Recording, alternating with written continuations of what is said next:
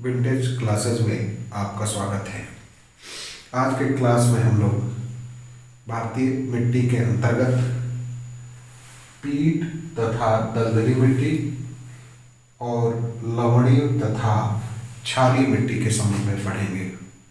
ठीक है, हमने आपको बताया कि भारत में 8 प्रकार की मिट्टियाँ पाई जाती हैं जो प्रमुख हैं और 27 प्रकार की गौण मिट्टियाँ पाई जाती हैं, जिनमें से कुछ मिट्टी के जो प्रकार थे उसको हमने पिछले क्लास में पढ़ा दिया है। आज हम लोग पीट मिट्टी तथा लवणीय मिट्टी के संबंध में पढ़ेंगे।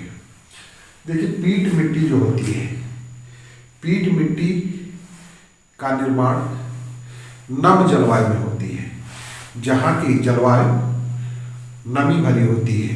ठीक है, इनका निर्माण जो होता है सड़ी गली वनस्पतियों के से होता है। जैसे जहाँ पर वनस्पतियाँ सड़ जाती हैं और वो एक मिट्टी का रूप धारण कर लेती हैं, तो उससे पीट मिट्टी का निर्माण होता है।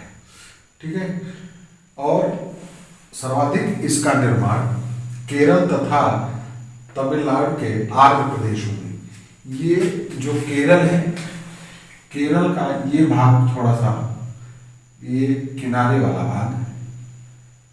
भाग पीट मिट्टी का भाग है, और तमिलनाडु का जो किनारे वाला भाग है, एकदम समुद्र के किनारे वाला जो भाग है, वो किसका भाग है?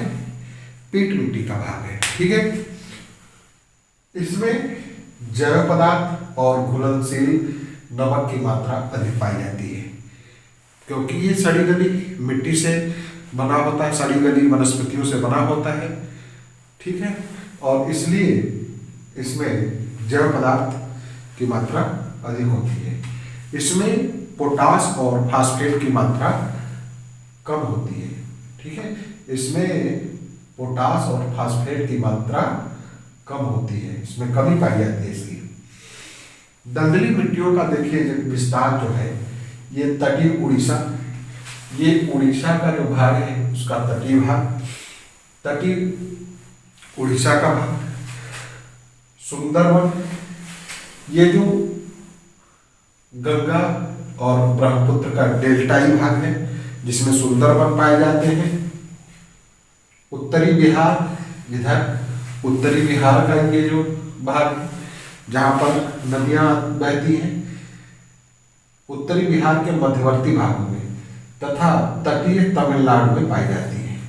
तटीय तमिलनाडु में पाई जाती है, केरल में भी इस पाई जाती है। ये निचली जो भाग है, जो जलाक्रांत होते हैं, जहाँ जल का भराव होता है, एवं अवायु की दिशा, जहाँ पर वायु कम पहुँच पाती है, उसकी दशा में पीट मिट्टी का या दलदली मिट्टी का निर्माण होता है। इसका रंग जो है नीला होता है, नीला, यह नीले रंग का होता है। यह फेरस आयरन होने के कारण, इसमें फेरस आयरन पाया जाता है, जिसके कारण इसका रंग कैसा होता है? नीला होता है। इसमें कार्बनिक पदार्थ की मात्रा 40 से 50% तक होती है। ठीक है, ये कार्बनिक जैव जो पदार्थ हैं, ये इसमें 40 से 50% पाए जाते हैं। इसमें धान उगाया जाता है और इसमें मैंग्रोव वनस्पति, जो दलदली भूमि की वनस्पतियां हैं, जो दलदलों में उगती हैं, मैंग्रोव वन, जिसे सुंदरवन के नाम से भी जाना जाता है। सुंदरवन की डेल्टाई भाग, सुंदरवन जो है डेल्टाई भागों में पाया जाता है।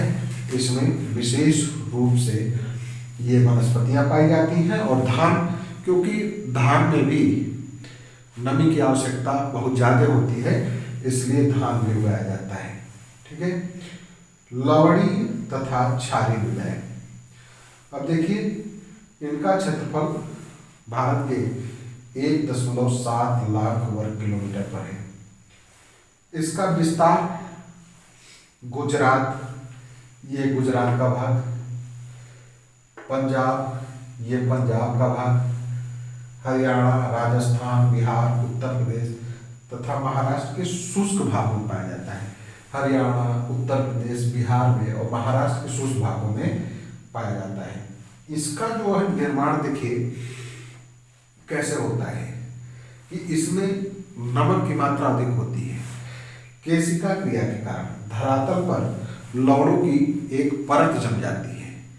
बता रहे हैं कि कैसे, जिसमें सोडियम, कैल्शियम, मैग्नीशियम आदि के सल्फेट तथा कार्बोनेट बन जाती है। ठीक है, ये नमक जो है सोडियम, कैल्शियम, मैग्नीशियम आदि के जो है सल्फेट और कार्बोनेट बन जाते हैं। ऐसी मिट्टियाँ देखिए, हमने नहर भी पढ़ाते वक्त ये बताया कि जब नहरों से सिंचाई होती है और नहरों से सिंचाई होने के कारण जहाँ का जल स्तर ऊपर है तो वहाँ जल भराव हो जाता है, और जल भराव के कारण नीचे से नमक जो है ऊपर आ जाता है, और ऊपर आने से लवणी मिट्टी का निर्माण हो जाता है। तो पंजाब में बहुत ज़्यादा मात्रा में वर्तमान में इस क्रिया के द्वारा, नहर की सिंचाई के द्वारा लवणी मिट्टी का निर्माण हो रहा है, लवणी या तथा क्षारीय। और उत्तर प्रदेश में भी इस तरह की, क्योंकि उत्तर प्रदेश में भी सिंचाई अधिक से अधिक नहरों से होती है। ठीक है, और उच्च जल स्तर वाले क्षेत्रों में, जहाँ का जल स्तर उच्च है, उच्च जल स्तर वाले क्षेत्रों में भी ऐसी क्रिया होती है और उससे इस मिट्टी का निर्माण हो रहा है। देखिए, यह जो मिट्टी है बहुत अनुर्वर होती है, बहुत खेती लायक नहीं होती है, और इसे स्थानीय भाषा में इसलिए रेह, कल्लर, ऊसर, राथड़, थुर और चौपन कहा जाता है। कभी भी यह पूछ ले कि चौपन किस मिट्टी का नाम है, तो लवणी एवं क्षारीय मिट्टी का नाम है। या रेह, कल्लर, ये तो पूछा गया है, रेह, कल्लर ये तो पूछा गया है। ठीक है, अब ऐसी मिट्टियों को जो ऊसर मिट्टी है, हम लोग भी उत्तर प्रदेश में भी इसको ऊसर मिट्टी कहा जाता है। तो ऊसर मिट्टी में सुधार करने की क्रिया होती है, इसको सुधार करके इस पर कृषि कार्य किया जा सकता है। तो इसमें जैसे उचित अपवाह, जल की मात्रा हो और नमक बह के चला जाए, चूना, जिप्सम, पायराइड्स, चूना, जिप्सम, पायराइड्स, इन सब का प्रयोग करके इस पर मिट्टी में मिला के इसको जो है इसे सुधारा जा सकता है और इसको सुधार कर प्रयोग में लाया जा सकता है। ठीक है, क्षारीय मृदाओं में नाइट्रोजन का एकदम अभाव रहता है, नाइट्रोजन की मात्रा नहीं रहती है। ठीक है, धान, इन क्षेत्रों में देखिए, अब जब सुधार के इस मिट्टी में सुधार लाकर धान, बरसीन, गन्ना, अमरूद, आंवला, फालसा, जामुन, ये जो फसल है, पौधे हैं, ये जो है लवण प्रतिरोधी होते हैं, नमक सहने की इनमें क्षमता होती है। तो इन फसलों को इन क्षेत्रों में उगाया जाता है। तो इस तरह से हमने अपने पूरे क्लास में पार्ट 1, पार्ट 2, पार्ट 3, पार्ट 4, ठीक है, इसमें 8 प्रकार की मिट्टियों को हमने बताया है और पूरी 8 प्रकार की